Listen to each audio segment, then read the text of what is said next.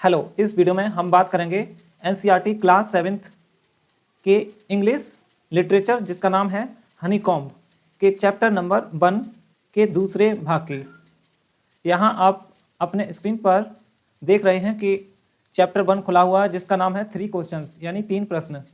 तो इसका जो पहला भाग आप देख रहे हैं इसकी रीडिंग हमने इससे पहले वाली वीडियो में करवा दी थी। अगर आप चाहें तो ऊपर आई के बटन पर क्लिक करके इससे पहले वाले भाग को देख सकते हैं और इसका लिंक डिस्क्रिप्शन में मिल जाएगा। तो चलिए इसका दूसरा भाग देखते हैं और समझते हैं। देखिए, अब आप स्क्रीन पर पहले चैप्टर का दूसरा भाग देख रहे हैं। तो मैं इससे पहले थोड़ा सा आपको इसकी समरी बता देता हूँ अब तक क्या हुआ था। राजा जो था उसको 3 प्रश्नों के उत्तर चाहिए होते हैं और वो कई बुद्धिमान व्यक्तियों को बुलाता है अपने राज्य में, अपने दरबार में, लेकिन उसे जो बुद्धिमान व्यक्ति थे उनके जो आंसर्स थे वो इतने डिफरेंट थे, इतने अलग अलग थे कि राजा उनसे असंतुष्ट हो जाता है और अंत में वह एक संत के पास पहुंचता है और संत से अपने उन 3 प्रश्नों के उत्तर पूछता है। लेकिन संत उसके 3 प्रश्नों के उत्तर तो नहीं देता, लेकिन 3 प्रश्नों को सुन लेता है। तो चलिए अब देखिए क्या होता है। यहाँ ऊपर देख रहे हैं आप, here comes someone running sad the hermit. जब राजा उससे बार बार कहता है कि मेरे प्रश्नों का उत्तर दीजिए, अगर आपके पास नहीं है तो मैं वापस घर लौट जाऊं, तो ऐसे में जो संत है वो राजा से साफ साफ मना भी नहीं करता है कि वो उसके प्रश्नों का उत्तर नहीं दे पाएगा और उसकी बात का जवाब दिए बिना ही उसे उसकी बात को टालते हुए कहता है कि वो देखो, हियर कम्स समवन रनिंग, कोई दौड़ता हुआ आ रहा है। तो अब देखिए दूसरा पार्ट यहाँ से शुरू करते हैं। The king turned round and saw a weird man running towards them. राजा जो था वो घूमा and saw a weird man running towards them, और देखा, किसे देखा उसने? अ वियर्ड मैन, एक दाढ़ी वाले व्यक्ति को, रनिंग टुवर्ड्स देम, उनकी ओर दौड़ते हुए, यानी कि जो राजा और संत थे, राजा और संत की तरफ उस आदमी को दौड़ते हुए राजा ने देखा। His hands were pressed against his stomach, उसके जो हाथ थे वो उसने अपने पेट से को दबाया हुआ था, यानी his hands were pressed against his stomach, उसके जो हाथ थे उन हाथों से उसने अपने पेट को दबाया हुआ था। From which blood was flowing, जहां से जो ब्लड था, खून था, वह रहा था। When he reached the king, जब वो राजा के पास पहुंचा, ही फेंटेड, वह बेहोश हो गया। And fell to the ground, और जमीन पर गिर गया। The king and the hermit, राजा और संत। रिमूव्ड द मैन्स क्लॉथिंग, राजा और संत ने जो उस आदमी की जो क्लॉथिंग थी, कपड़े थे, उनको हटाया। And found a large wound in his stomach, और उसके पेट में एक बड़ा सा घाव पाया। The king washed and covered it, राजा ने इसको धोया और कवर्ड इट, और इसे ढका। विद हिज हैंकरचिप, अपने रूमाल से। But the blood would not stop flowing, लेकिन जो खून था वो रुक नहीं रहा था। The king redressed the wound, राजा ने रिड्रेसिंग की, मतलब उसने दोबारा से पट्टी की उस घाव की। Until at last the bleeding stopped, तब तक जब तक कि आखिर में जो ब्लीडिंग थी, यानी कि खून का बहना था, वो रुक गया।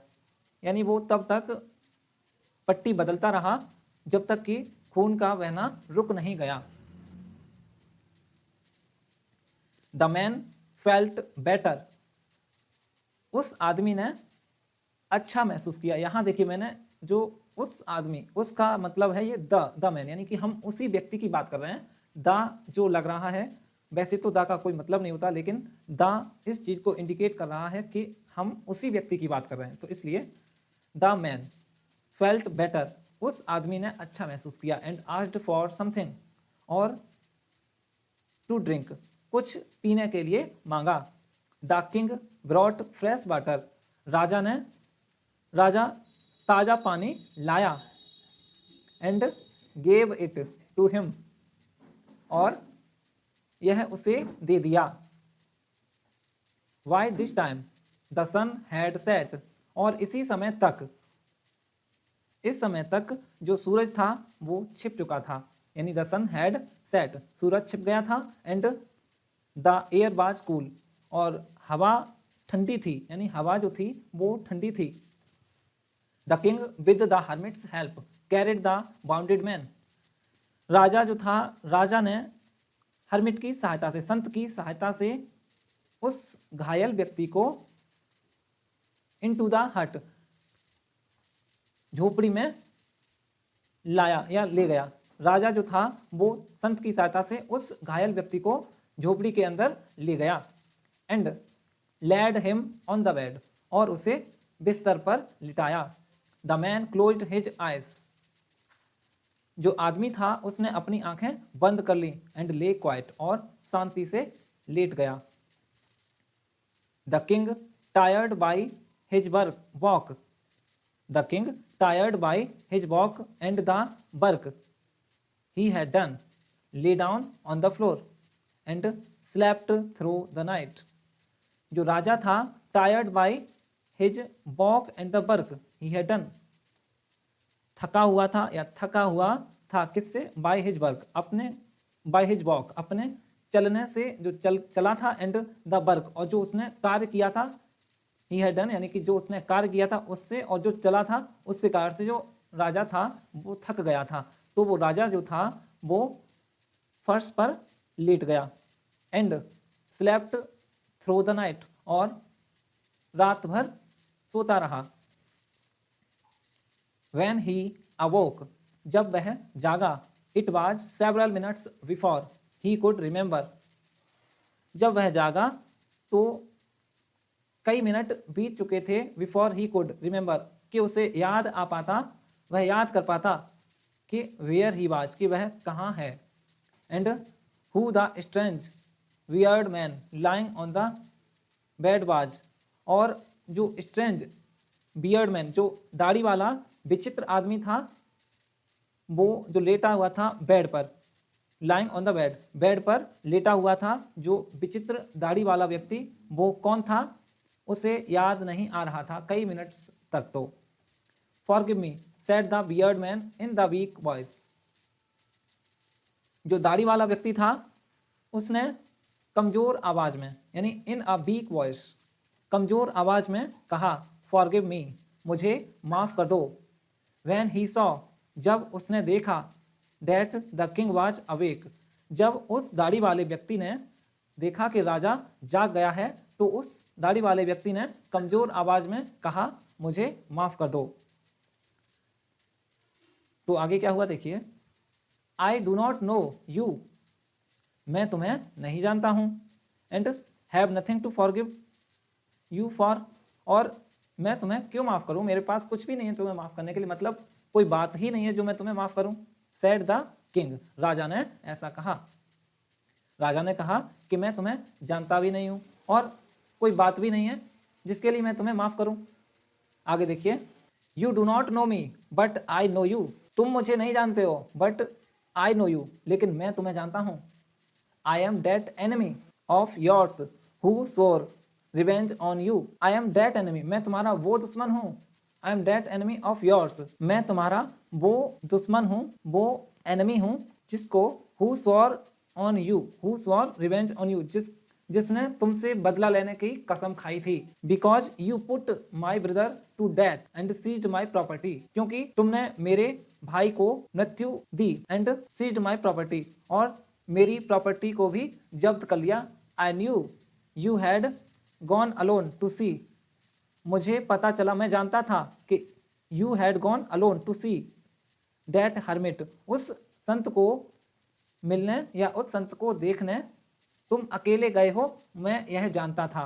And I made up my mind to kill you on your way home, और मैंने तभी अपने मन में ये विचार बना लिया था, मैंने अपना मन बना लिया था टू किल यू, तुम्हें मारने का, ऑन योर वे होम, जब तुम घर के रास्ते जाओगे तब मैंने तुम्हें मारने का मन बना लिया था।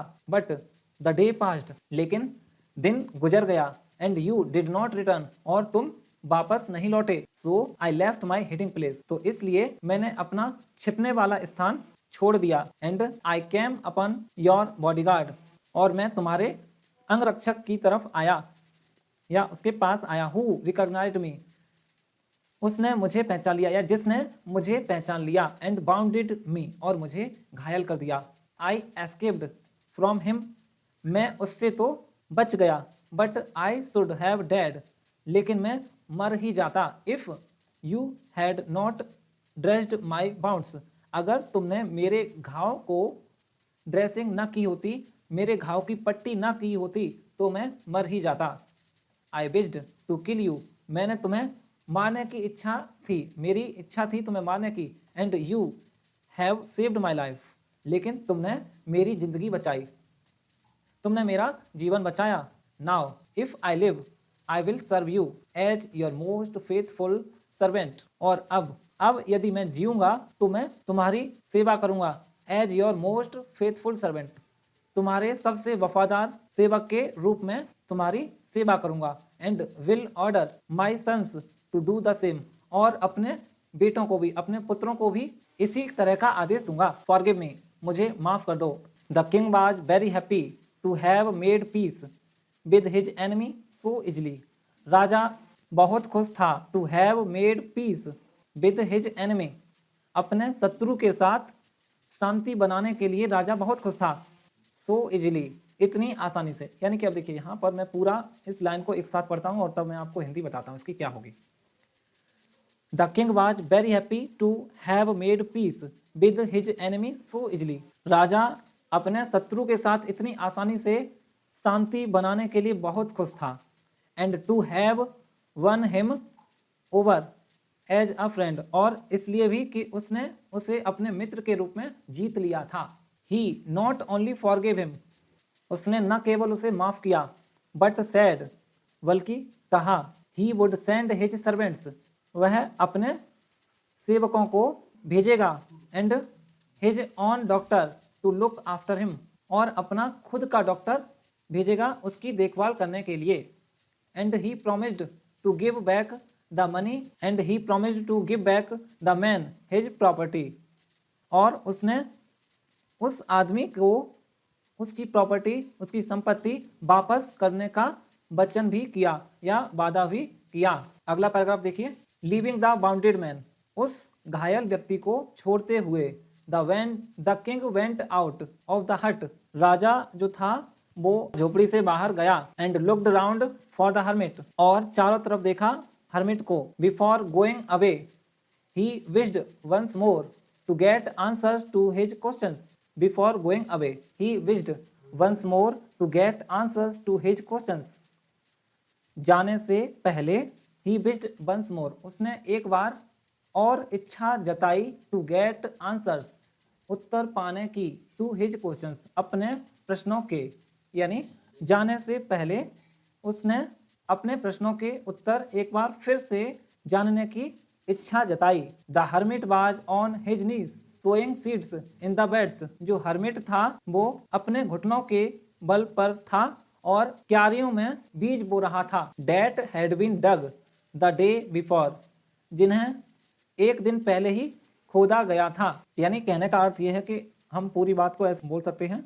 The hermit was on his knees sowing seeds in the beds, जो हर्मिट था वो उन क्यारियों में जिन्हें एक दिन पहले ही खोदा गया था, अपने घुटनों पर के बल बैठकर बीज बो रहा था। The king bent up to the hermit, राजा जो था वो the king bent up to the hermit, राजा जो था वो संत के पास गया। एंड सेड, और कहा, for the last time I beg you to answer my questions wise man. बुद्धिमान व्यक्ति, राजा ने क्या कहा? बुद्धिमान व्यक्ति, फॉर द लास्ट टाइम, आखिरी बार के लिए, I beg you to answer my questions, मैं अपने प्रश्नों के उत्तर मांगना चाहता हूं, या अपने प्रश्नों के उत्तर मैं तुमसे आखिरी बार मांग रहा हूं या मांगता हूं। You have already been answered said the hermit, संत ने कहा, क्या कहा? You have already been answered, तुम्हें उनका आंसर तो पहले ही दे दिया गया है। Still bending down on the ground, जमीन पर झुके हुए ही हर्मिट ने ऐसा कहा कि तुम्हें तो उनका आंसर पहले ही दे दिया गया है। And looking up at the king, और वहीं बैठे बैठे ही ऊपर राजा की तरफ देखते हुए ऐसा उसने कहा, as he stood before him, जैसा कि वह उसके सामने खड़ा हुआ था। How have I been answered, what do you mean, मुझे आंसर कैसे मिल गया है। व्हाट डू यू मीन, तुम्हारा क्या मतलब है। Do you not see, replied the hermit, उस संत ने जवाब दिया, कहा, क्या तुम नहीं देखते हो। If you had not pitied my weakness yesterday, अगर तुमने कमजोरी पर दया न दिखाई होती, and had not dug these beds for me, और ये क्यारियां मेरे लिए ना खोदी होती, you would have gone away, और तुम चले गए होते। Then that man would have attacked you, तो उस आदमी ने तुम पर आक्रमण कर दिया होता। And would have bossed you, and you would have wished you had stayed me, you had stayed with me, और तुमने इच्छा यह जताई कि तुम मेरे साथ ही रुकोगे। So the most important was when you were digging the beds, तो इसलिए जो सबसे महत्वपूर्ण समय था वो वह था जब तुम क्यारियां खोद रहे थे। And I was the most important person man, और मैं उस समय सबसे महत्वपूर्ण व्यक्ति था।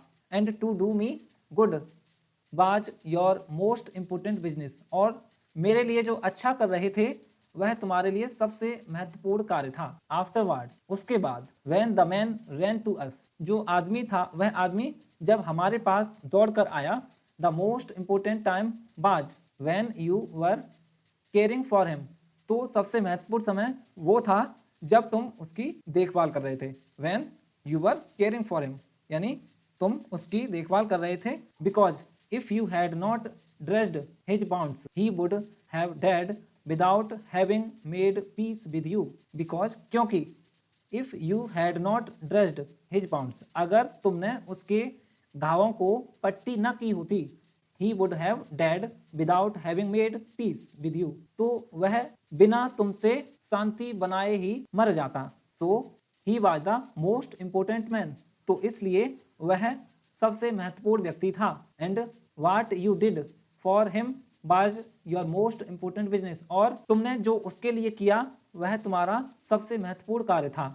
Remember then there is only one time that is important, and that time is now, तब याद रखो, there is only one time, केवल एक ही समय है, दैट इज इम्पोर्टेंट, जो महत्वपूर्ण है, and that time is now, और वो समय है अब, now. It is the most important time because it is the only time we have any power to act. It is the most important time, यही सबसे महत्वपूर्ण समय है, क्योंकि it is the only time, क्योंकि यही, केवल यही वो समय है, we have any power to act, हमारे पास कोई भी कार्य करने की कोई भी शक्ति होती है। The most necessary person is the person you are with at a particular moment, सबसे महत्वपूर्ण व्यक्ति वह व्यक्ति है जिस समय, जिस पर्टिकुलर मोमेंट पर तुम जिसके साथ हो, यानी the most important person is the person, सबसे महत्वपूर्ण व्यक्ति या सबसे आवश्यक व्यक्ति वह व्यक्ति है यू आर विद, जिसके साथ तुम हो एट अ पर्टिकुलर मोमेंट, किसी खास मोमेंट पर, किसी खास क्षण पर तुम जिस व्यक्ति के साथ हो वह व्यक्ति सबसे आवश्यक होता है। For no one knows what will happen in the future, क्योंकि कोई नहीं जानता कि भविष्य में क्या होगा। And whether we will meet anyone else, और कि यह भी नहीं जानते कि we will meet anyone else, हम किसी से मिलेंगे या नहीं। The most important business is to do that person good, और सबसे महत्वपूर्ण कार्य उस व्यक्ति के लिए अच्छा कार्य करना है, उस व्यक्ति की भलाई करना ही सबसे महत्वपूर्ण कार्य है। Because we were sent into this world for that purpose alone, क्योंकि हम इस दुनिया में केवल उसी उद्देश्य, उसी इकलौते उद्देश्य के लिए भेजे गए हैं।